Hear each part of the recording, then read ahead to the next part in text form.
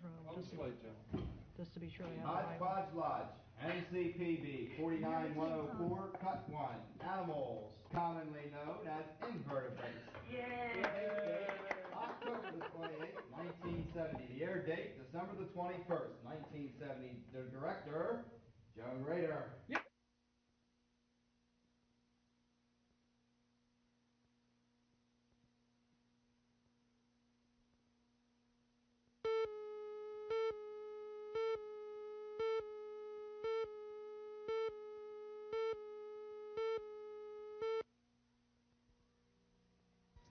To the forest to see Miss Tree. She lives in a house that is mostly green, except for the chimney and windows and walls, and one or two places just down the halls.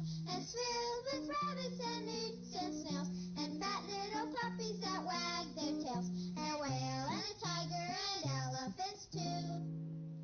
Well, maybe not elephants.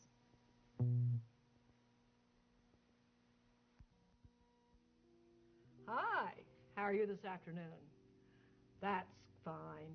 Would you like to talk about invertebrates today? That's a pretty fancy word, isn't it? And I bet you really know it means animals that don't have any backbones. And you know a lot of animals like that. In fact, I have a nice new story about an invertebrate, a jellyfish. Did you see any jellyfish at the beach this summer? I hope you just saw them and didn't get touched by them. Alan and Elizabeth are here again, and I have a new visitor, Charles Hankey, who came all the way from Littlestown, Pennsylvania, and that's a long ways away from Hodge Podge Lodge, isn't it, Charles? I'm glad you could make it. And Charles brought a friend of his with him, but we'll see him later. Are you kids all ready to hear this new story? Yes. Yeah. You know what? Have you ever had any experiences with jellyfish? Never. Oh, you're lucky. How about you, Elizabeth?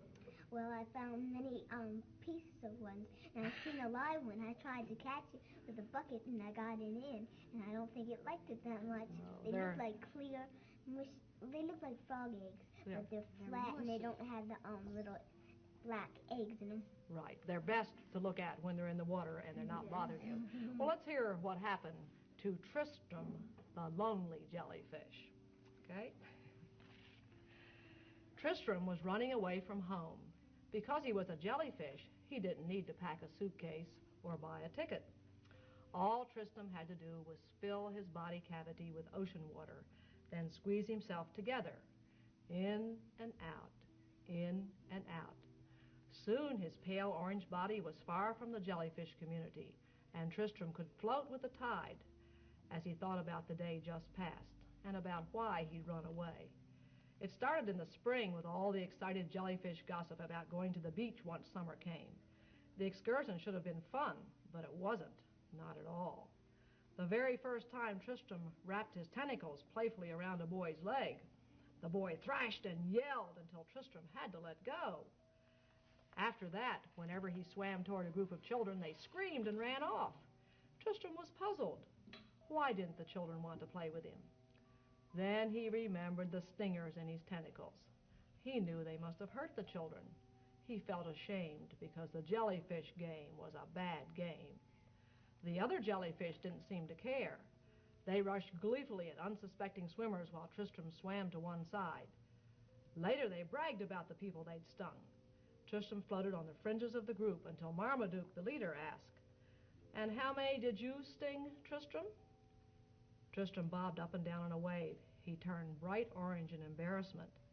"One," he mumbled. "I don't like stinging things." "Doesn't want to sting."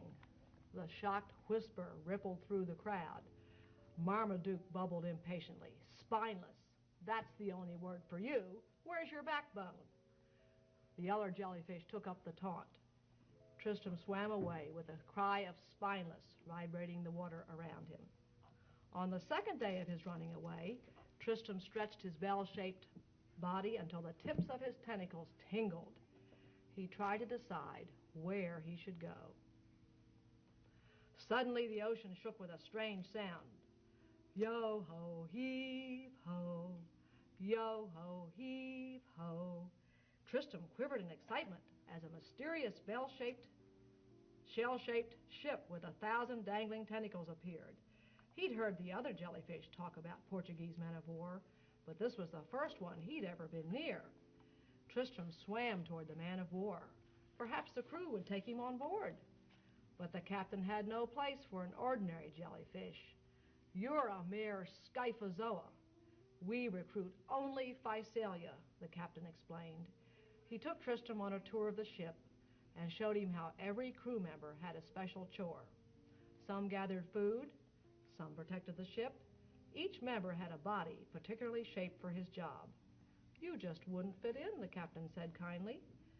Tristram looked at his own transparent body with its long tube of a mouth and its lace-like oral arms. The captain was right. He looked like every other jellyfish. When the captain signaled to the crew, the sea chant began. Yo-ho, heave-ho. The man of war sailed serenely on. Tristram was alone in the wide ocean. He sighed, emptying the water from his body and floating toward the ocean floor. He guessed he would have to get used to being alone. Just as he was feeling most sorry for himself, a strange thing happened. A small silver fish flashed by with a great gray fish in pursuit. Before Tristram could warn him about the stingers, the small fish had zipped into the web of his tentacles. Tristram held very still as the gray fish circled him hungrily, then flipped his tail fin haughtily and swam away. The small fish tried to thank Tristram. You were very brave to help me. Tristram thought for a moment. If I've been brave, then the other jellyfish were wrong to call me spineless, weren't they? You're not a coward, but you are spineless. All jellyfish are. You are invertebrates. Perhaps the others were only teasing you. Tristram colored bright orange. Maybe it had all been a joke and he could return to his jellyfish home. But did he want to? He thought of their games at the beach, at the way they'd made fun of him. No, he couldn't go back. I'm different, he said. I don't want to hurt anybody with my stingers. You can't hurt me and fish like me, the silverfish said. He told Tristram how frightening the great sea was for him and his family. The big fish are afraid of you, but we could be your friends. We could keep you company, and you could protect us. Tristram thought it was a fine idea. We might all be very happy, he said enthusiastically, and they were. Wasn't that a good jellyfish story? Yes. I don't think I've ever heard a jellyfish story before.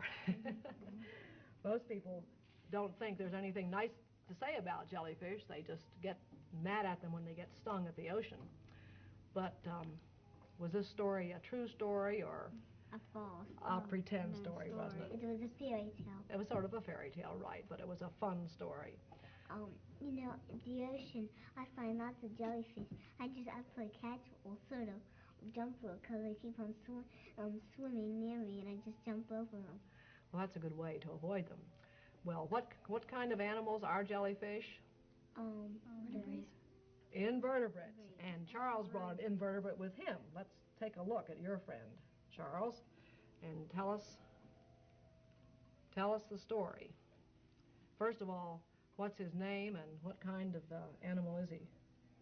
His name's Herman. Herman. And what is he? He's a hermit crab. A hermit crab. Why is he called a hermit crab? Well, he lives on land. He lives on land, right? And does he have his own shell? No. He takes snail shells. He uses old snail shells that the snails have died in and don't need anymore. And here he is. And isn't there a very interesting story about how you happened to get Herman on your vacation? Can you tell Alan and Elizabeth that story? We went to Mystic Seaport one time, and we went to this one store. I forget the name of it, but we were going to it, and we went in and I saw these hermit crabs, and Mom said, "Would you want one?" I said, "Well, I'd have to think about it." And so we went out, and so we went a couple other places on these ships and stuff, and then we came back, and I decided I wanted him. Did they all look alike? No. No, you picked him out specially. What did you like about him, especially his red feet? They all had red feet. They all had red feet. Were they all about the same size? Mm-mm. Oh, he's waking up. And this is what kind of cage did you say this was? He travels in that. His car. traveling cage. Is this what you brought him back from Connecticut in? Mhm. Isn't that neat? It has a little rubber band you can hold it by, and the bottom is made out of coffee cup lid. Out of a plastic lid, right? Well, Charles said a very important thing just then. Did you hear him say that he had to think about taking on the responsibility for a new pet? Yes. And that's a good thing, isn't it? Because if you just go around collecting animals and you don't, You're gonna like them. right, or how you know you're going to like taking care of them every day. I had to think about getting my fish tank in my room because I didn't know if, like, I could have the responsibility to feed them because I'm not usually just feeding fish, but then I got used to it. And I can't sleep without the noise anymore. Well, it's easier to have a pet that you can keep inside and take care of in your room, isn't it, than having something like a cow or a horse or something you have to go out in the snow and the rain to take care of. Do you have any other pets, Charles? Yeah, we got a bird, a cat, and a dog. Oh, what kind of bird do you have? A parakeet.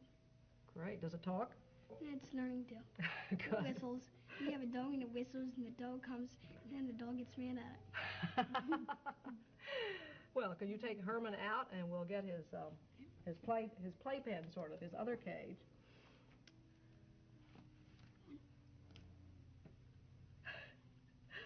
I guess it's hard to get him loose from the wire without hurting his feet, isn't it? He'll crawl down, I hope. Oh, as soon as he finds out he can get out. Maybe we could put him over here on the table and get a close look at him before we check him out in his other cage. I brought some snails too. Oh, good. They're invertebrates too, aren't they? Mm-hmm. Well, as soon as we take a good look at Herman, we'll take a look at your snails. I'm glad you remembered.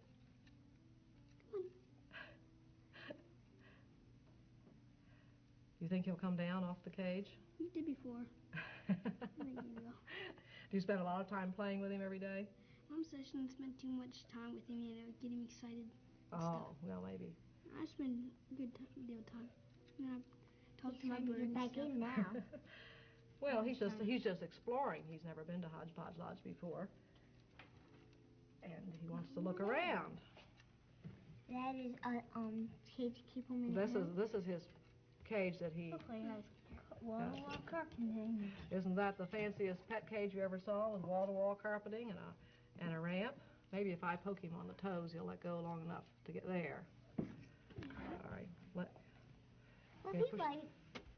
I hope not. Let's see what he does when he's out on the table.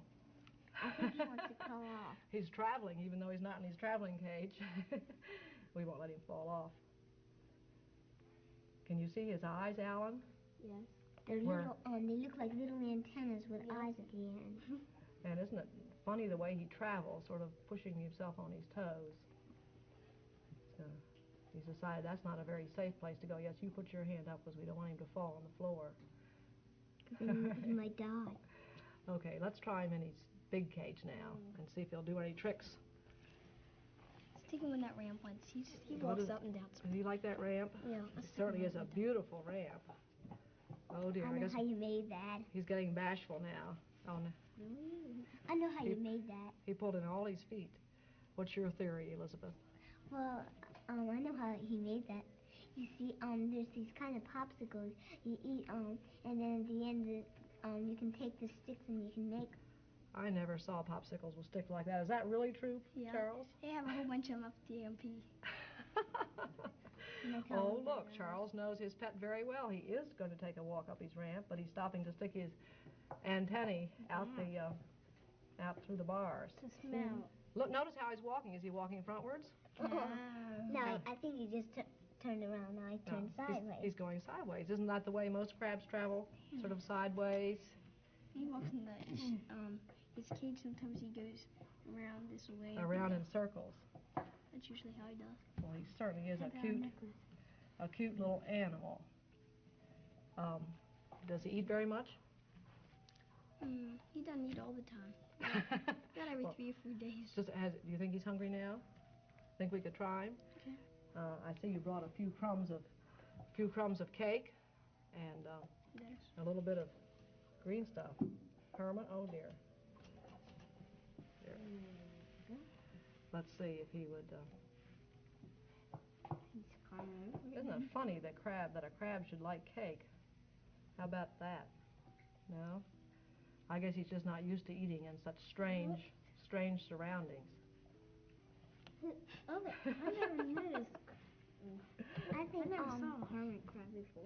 On their traveling cage, they put a little cap for his drinking water. Isn't that neat?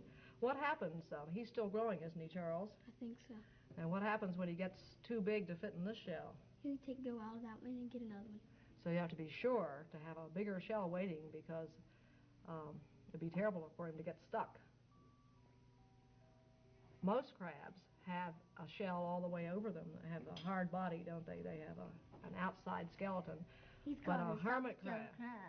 Well, only part of him's soft. His claws certainly aren't soft, but his tummy is soft, and that's why he has to protect it by sticking it in the shell. Well, he always wants to go in that direction. He's a one-way crab. Turn him around the other way to see what he does. I turned him the way I wanted him to go, and there was one way, and I turned him the opposite, and then he turned his eyes that way and just walked that way. He certainly sees something. He thinks that's the way to the ocean or to the beach or wherever. Maybe He can't get in water. He can't get in water. Oh, he's one of those tree hermit crabs. You think he came from Florida? Is that where they? I don't know where he came from. Where he came from originally. Well, shall we let him rest in his cage and take a look at a couple other invertebrates? Well, yeah, let's put him in there. Maybe he'll have some more exercises on his ramp. Me and Alan made a necklace this morning. Oh, beautiful. Elizabeth, isn't that the one you started the last time you were here? Yes. And you really finished it up nicely. Sit up straight so we can see your necklaces. You got a necklace at home like that, Charles? No. Oh, I think, leave it on. It looks so pretty. I think that's very nice to see. It looks sort of heavy. You have to be really strong to wear a necklace that's got peanuts and acorns and It's not really heavy, seeds. but it just looks, it's sort of, it's medium. So it looks heavy. And Elizabeth, you brought something else beside your necklace, didn't you? Mm-hmm. You want to tell us? Here's a shell that I bet Herman would like. But Elizabeth says she has to take it home. Why do you have to take it home, Elizabeth? Because we cook things in it. Like what?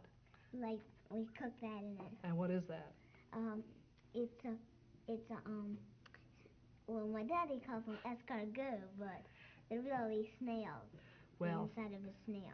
Well, escargot is just the French word for snail, and that's where they like to eat a lot of snails in France. Escargot. Do you know that word, Charles? No. Now you do. Think you'd like to have some snails for supper tonight? Not really. They don't taste that, well, they taste good, but... Well, I think it's a taste you have to get used to. There are a lot of things that you don't eat when you're children, but by the time you get to be grown up, you think they're delicious. And I bet snails... I don't like cold soup. I only like warm soup. Yeah. Oh, I've had some of that cold soup. Green and it's tomatoes and cucumbers and stuff all mixed up together like a liquid tossed salad. Yeah, that has a funny name too. Gazpacho, isn't it? Something like that. That's an Italian soup, I think. So your mother takes the snails they're canned. Do they come from France? And then she puts them in the shells and cooks them in the oven with a little butter and salt and maybe garlic. You know, she cooks them in, you know, how you get the cupcake thing? She cooks them in that. She puts the little snails in there, and she puts them wherever, I forget where she put them. Well, and we put butter sauce, a little butter, and it's real good. Well, I'm glad you brought them to Hodge Podge Lodge today when we were talking about invertebrates, because they certainly don't have any backbone. They're really soft. We have another live invertebrate here swimming around. Oh, I know. Oh, that's pretty seafish. Another? I know the little things that are swimming around. Brine shrimp. Oh, you're ahead of me, Elizabeth.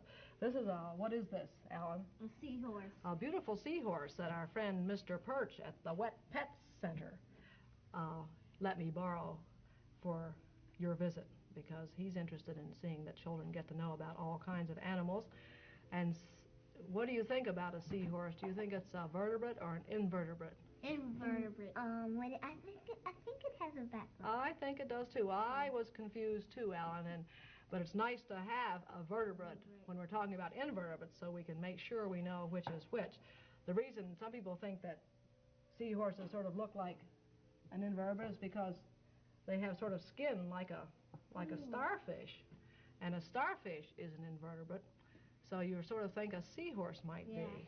But even though they have skin that looks a little bit alike, the seahorse is a fish and he has a backbone. But the starfish sounds like a fish, but it doesn't. It doesn't have a backbone. So a starfish is an invertebrate, but the seahorse has a backbone. And what did you say we're swimming around in there, Elizabeth? Brine shrimp. Brine shrimp. What are they for? That's his food. That's his food, but he doesn't seem to be interested in eating right this minute, does he? He looks like he's going to go to sleep or something. I don't think he's going to go to sleep, but... Sometimes he hangs up in a tree there and takes a little He rest. has gills like fish. But I guess he's exploring a little bit too. Let's see if we can get a better look at him. Here, you can see him there. Yeah, maybe he sees his face in the glass. That's an aquarium. But if you want him to live there real long, for about a year, you'd have to have a bubble. I think it is. Right.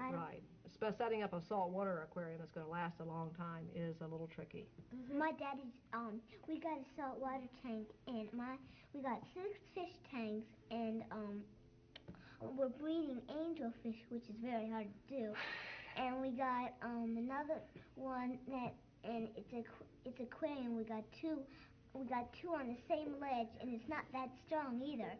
And one's a 30-gallon, the other's a 10-gallon. Well, I hope I hope the ledge doesn't collapse and you'll have a flood one of these days. And we got a programming, and I took a feeling test or something, and a looking test on my kissing gouramis, and he was real nice, and he let me do anything.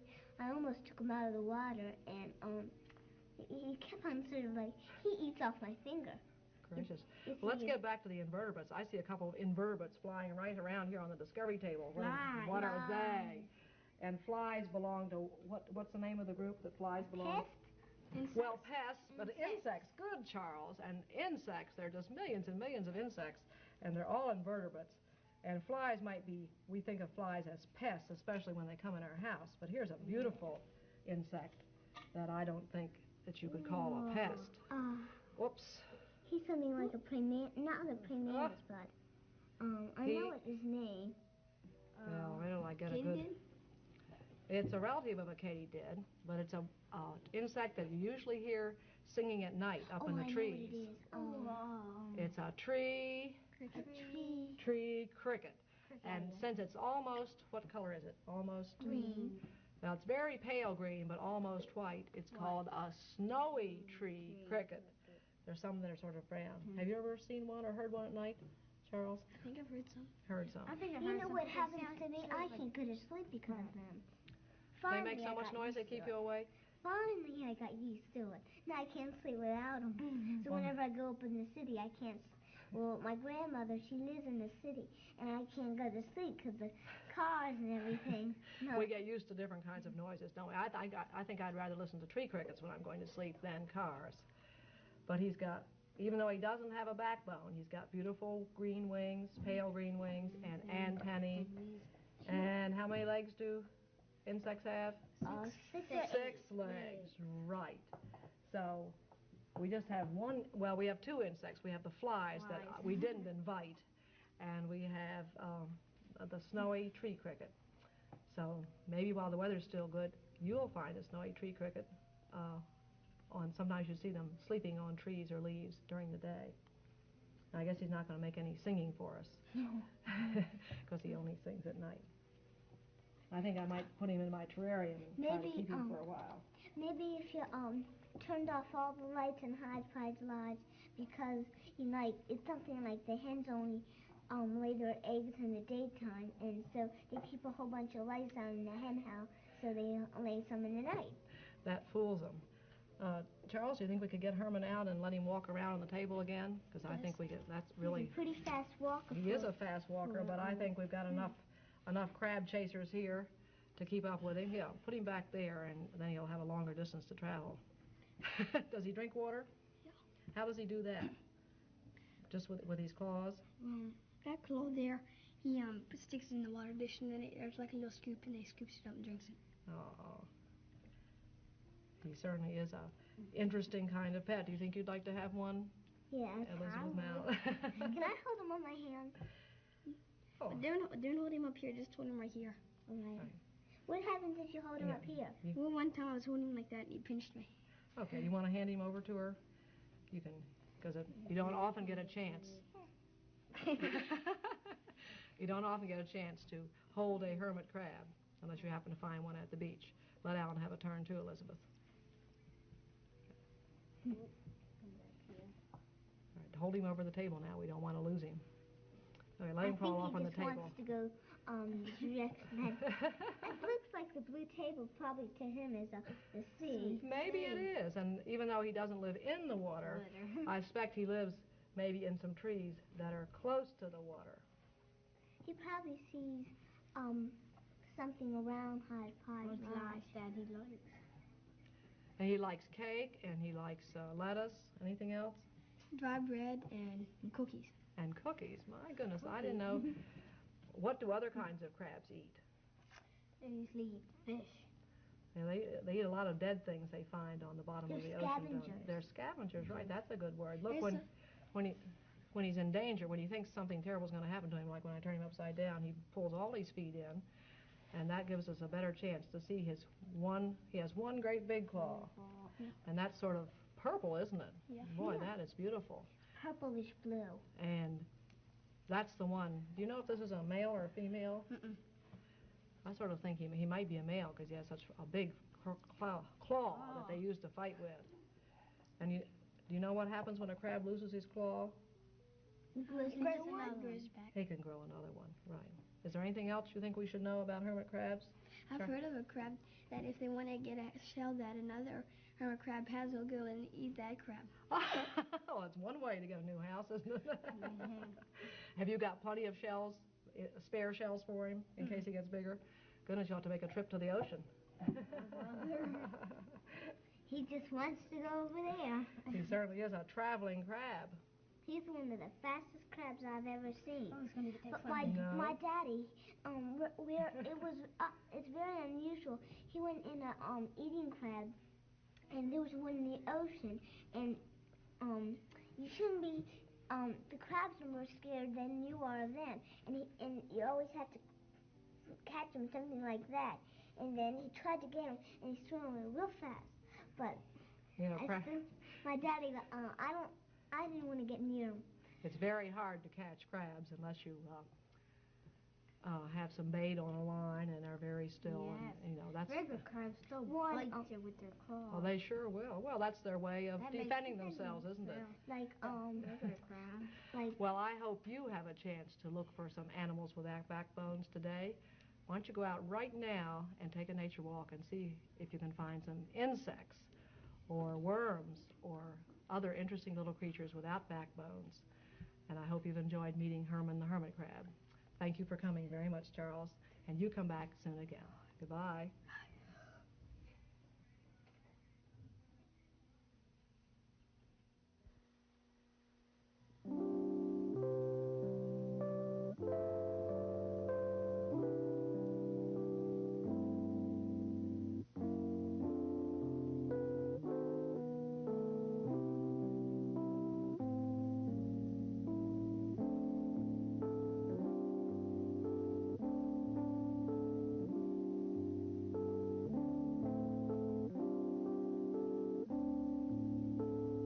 This program was made possible through funds contributed by members of the Maryland Center for Public Broadcasting.